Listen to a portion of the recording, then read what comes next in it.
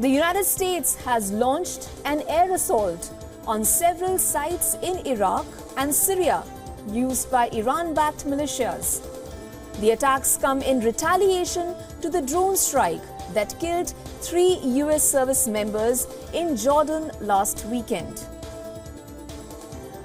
The US Central Command said that the strikes were targeted at Iran's Islamic Revolutionary Guard Corps Quds Force and affiliated militias. The White House said that the American strikes against Iran-linked targets in Iraq and Syria took place over 30 minutes and were apparently successful. The Iraqi military has condemned the strikes and said they could ignite further instability in the region. Now, the strikes come hours after President Biden met with the families of the 3 troops who were killed in Jordan.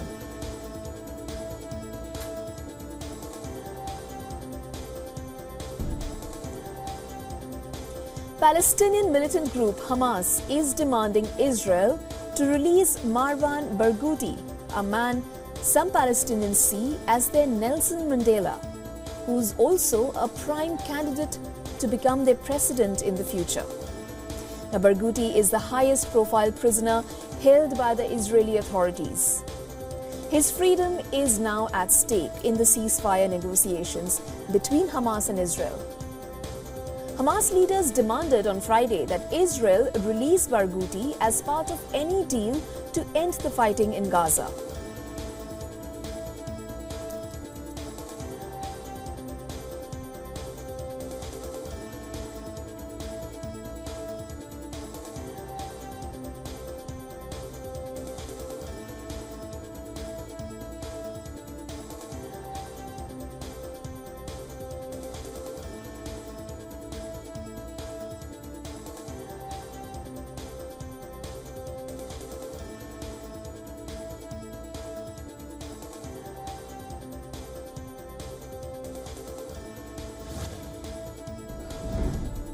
Iran is on high alert as the United States has targeted Iran-linked targets in Syria and Iraq. This after 3 US soldiers were killed in Jordan. While the Red Sea continues to be on the boil, the Houthis, who have been targeting vessels, aren't deterred. The support for the Iranian-backed rebel group seems to be rising. Thousands gathered to support the Houthis in Yemeni capital of Sana'a, holding banners supporting Gaza and the Houthis, while the massive gathering raised anti-US and anti-Israel slogans. Such rallies have taken place in other parts of Yemen as well. The people say that the tensions will only stop when Israel stops its assault on Gaza. They also equally blame the Americans for backing Israel.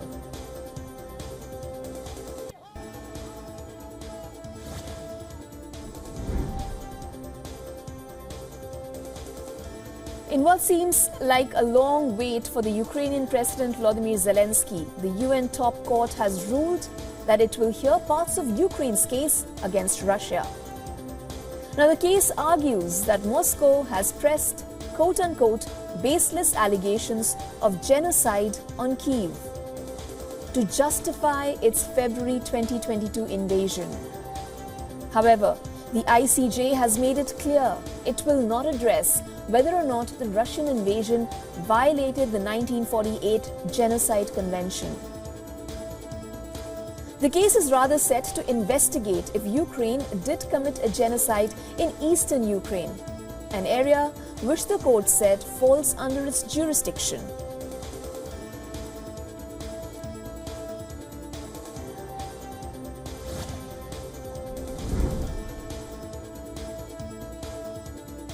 Russia is intensifying attacks against Ukraine, and once again, its target is the energy infrastructure. A volley of Russian drones hit Ukraine. The massive drone strike has left over 40,000 Ukrainians without power. According to Ukraine, Moscow launched 24 Iranian drones targeting energy facilities. Kyiv says its defense system downed 11 drones. Energy substations in the affected region suffered damage, leading to massive power outage in the region.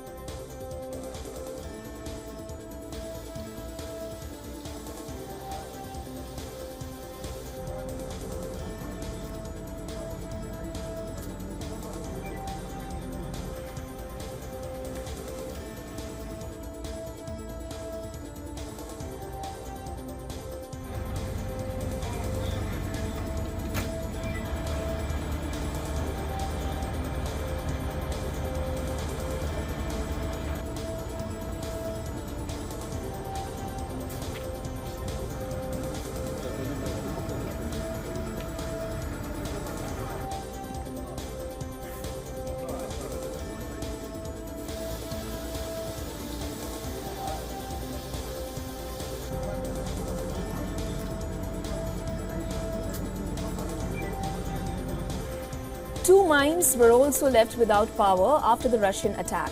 Officials say around 100 miners trapped underground were brought out unharmed. The northeastern Kharkiv region, around 64 towns and settlements, were left without power. Now the attack comes just a day after Ukraine claimed sinking a Russian warship in the Red Sea.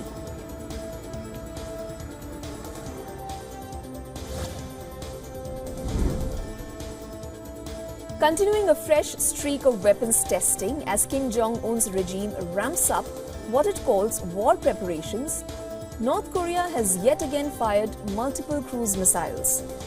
Seoul's Joint Chiefs of Staff said that the military had detected at around 11 a.m. local time the firing of multiple unidentified cruise missiles into the sea off the country's west coast.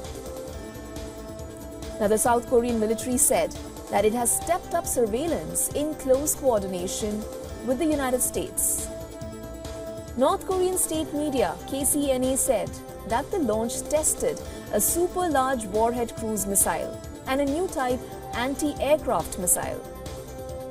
State media KCNA said that the most recent tests were a part of the normal activities of the administration.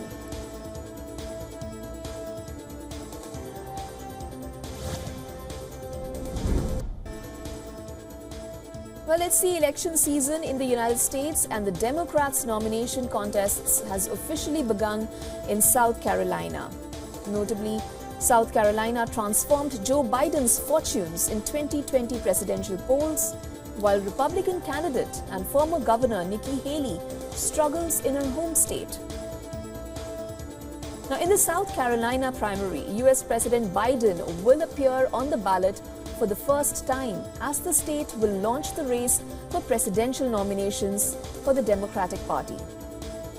Interestingly, Democrats picked the South Carolina state as it allows the 17-year-olds who will be 18 by the 2024 general elections to vote in presidential primaries. The polling will be conducted from 7 a.m. to 7 p.m. local time.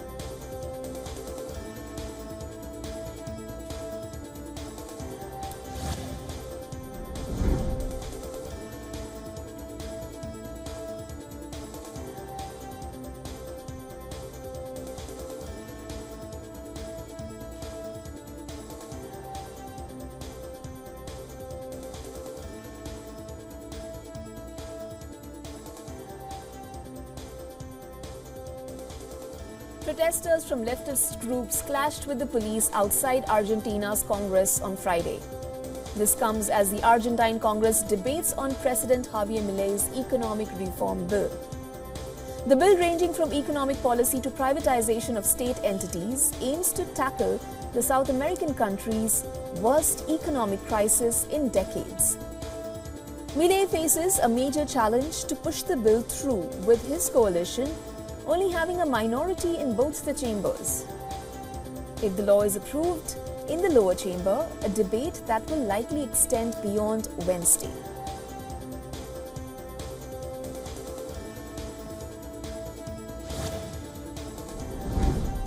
As the US-Mexico border crisis continues, drone footage has now emerged showing the Texas National Guard officers putting up wire along the US-Mexico border in Eagle Pass. This comes as the migrants crossed the Rio Grande but were deterred by the border force from crossing the border. However, the installation of barbed wire has led to a legal and political dispute within the Biden administration.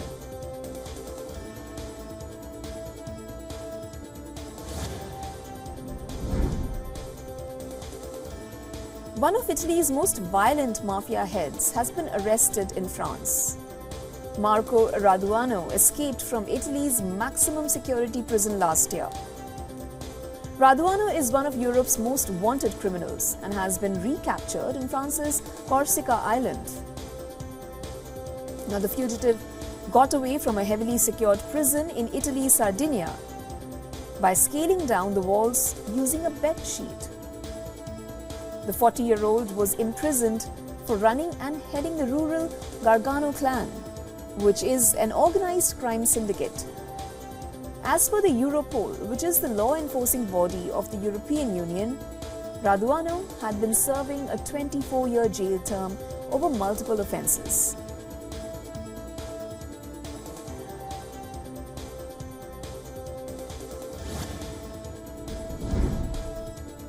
India and Maldives held talks on Friday over the presence of Indian military personnel in the island nation. The second round of the core group meeting focused on finding a quote-unquote mutually acceptable solution for the continued humanitarian operations of the Indian military in Maldives. As per the statement released by India's Foreign Ministry, the two countries have agreed on the continued operation of Indian aviation services, which provides humanitarian and medical evacuation services to the people of Maldives. Well, the statement also asserts that India and Maldives reviewed the existing bilaterals to enhance defense, development and security ties.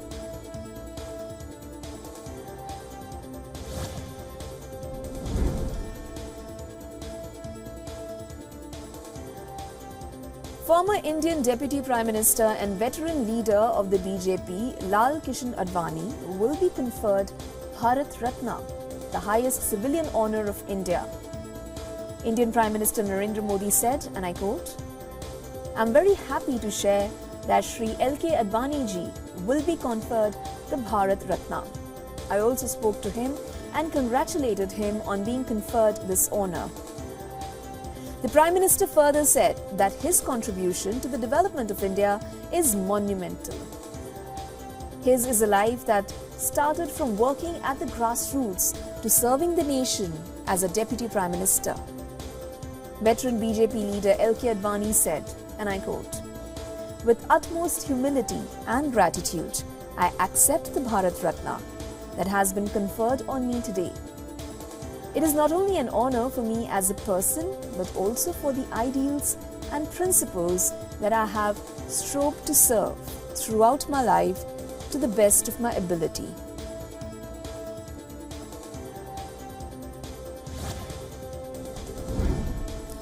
An explosion has been reported outside the Election Commission office in the port city of Karachi, just 6 days in fact, before the South Asian nation is going for the 16th National Assembly elections.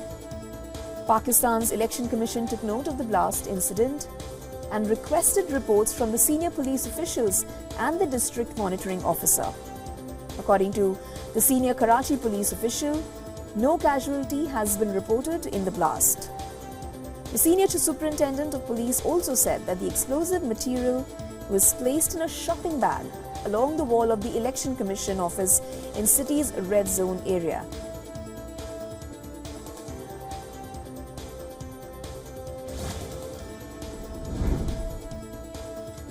After days of speculation, Malaysia's former Prime Minister Najib is said to be released from jail earlier than expected.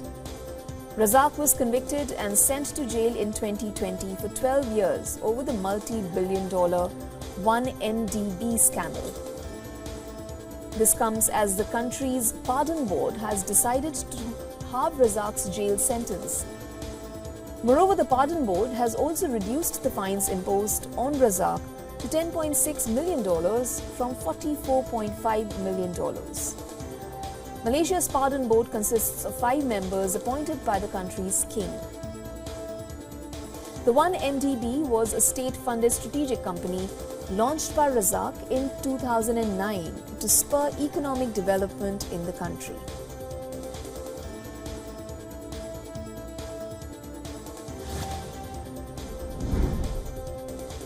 In South Africa, supporters of former President Jacob Zuma carried out a series of rallies and motorcades in the northern part of Durban. The rallies in support come just days after the ruling party, African National Congress, suspended Zuma for extending his support to a new political party head of the 2024 national elections. Jacob Zuma addressed a series of rallies of the newly formed MK party in Durban, which is ANC's biggest region by membership in the country and the party's key stronghold as well. Zuma's address is seen as a message to the ruling party that the newly formed political outfit will pose as a potential challenger in the upcoming provincial and national elections.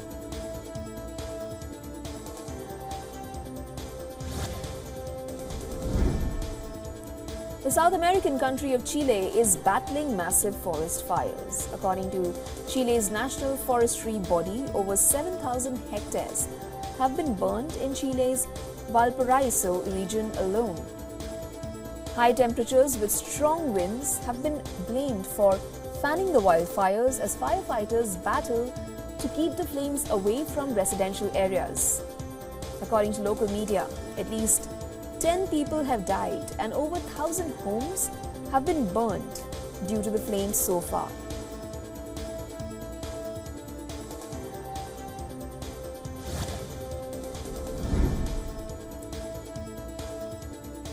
Climate activist Greta Thunberg has been cleared of a public order offence on Friday. A judge ruled that police had no power to arrest her during a protest during an oil and gas conference in London last year. Thunberg was acquitted at Westminster Magistrates Court, with the applause ensuring by supporters present in the court. Thunberg was among dozens of people arrested on October 17th outside a London hotel where the Energy Intelligence Forum was hosting oil and gas industry leaders.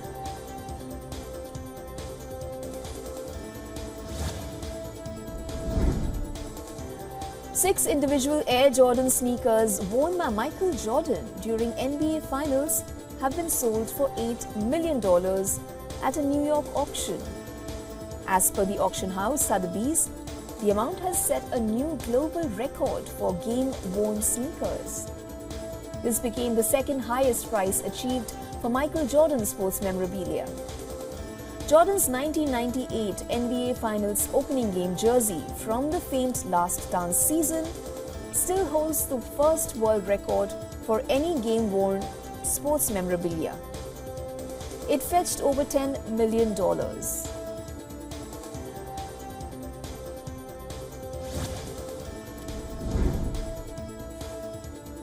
The BRICS bloc, comprising Brazil, Russia, India, China and South Africa, has long advocated for a shift in the global power structure. In August 2023, they took a decisive step by inviting 6 new members to join their ranks. 5 of those invitations have now been officially accepted. Egypt, Ethiopia, Iran, Saudi Arabia and the United Arab Emirates have confirmed their intention to become full members of BRICS. This expansion will significantly increase the bloc's collective economic and political clout. These 5 nations represent diverse regions and industries, from oil-rich Gulf states to populous African economies.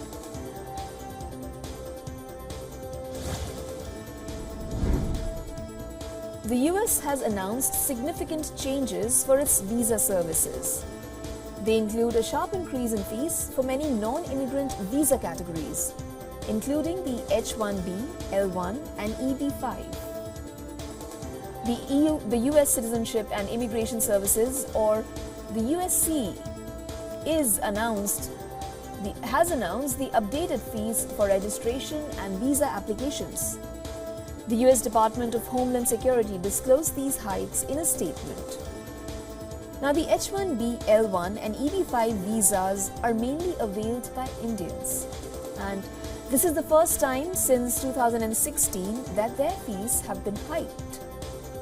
The maximum hike was for H-1B visas, whose registration fees have been raised by an astounding 50%.